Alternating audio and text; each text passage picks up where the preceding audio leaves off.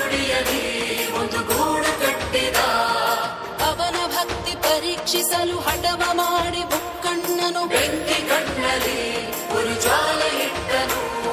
ಧಗ ಧಗ ಧಗ ಉರಿವ ಲಿಂಗವ ರಕ್ಷಿಸಲು ಬೆಂಕಿಯೊಳಗೆ ಹಾರಿ ಜೇಡ ಪ್ರಾಣವ ಕೊಡಲು ಶಿವನು ಕರುಣೆ ತೋರಿ ಮನದಿ ಸ್ಥಾನ ಕೊಟ್ಟು ಕಾಳಹಸ್ತಿ ಹೆಸರ ಮುಂದೆ ಶ್ರೀಯನಿಟ್ಟ ಹರನು. ಶಿವ ಶಿವನಾದವೇ ಗಗನ ಧ್ವನಿಸಿತು, ಪರಮೇಶ್ವರ ಲೀಲೆ ಭುವಿಯ ತಣಿಸಿತು. ನಿನ ಲೀಲೆ ಶಿವಲೀಲೆ ಸದಾ ಜಪಿಸು ಬರುವ ನೀಡು ನೀಲಕಂಠನೆ. ಶಂಕರ ಶಿವಶಂಕರ ಶಾಂಭವ ಅಭಯಂಕರ.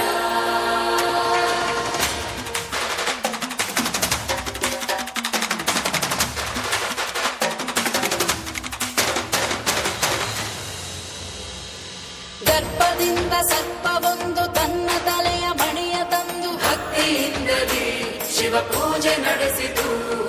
ತನದ ಶ್ರೇಷ್ಠ ಪೂಜೆ ಎಂದು ಆನೆಯೊಂದು ಸುಂಡಿಲಲ್ಲಿ ಮಣಿಗಳ ತಳ್ಳಿ ಜಲಸೇವೆ ನಡೆಸಿತು.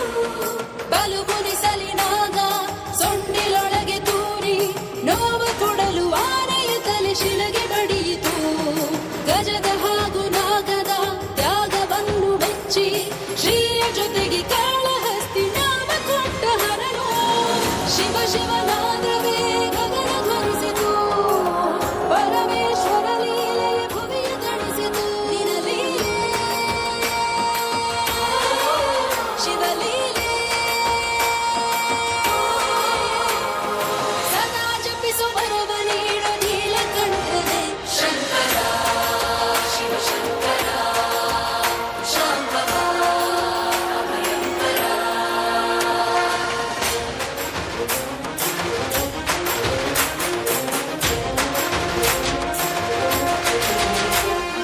ಜೇಡಹುಳದ ದಾರವನ್ನು ಎಂಜಲು ಅನ್ನನು ಶಿವನು, ಗಜದ ಜಲವನು ಕೆಸರುವನ್ನನು. ಪರಮಹಂಸ ನೀಡುವಂತ ಪಂಚಾಮೃತವನ್ನು ಸಹ ಅಡವಿ ಮಕ್ಕಳ ಮಧು ಮಾಂಸವನು ಸಹ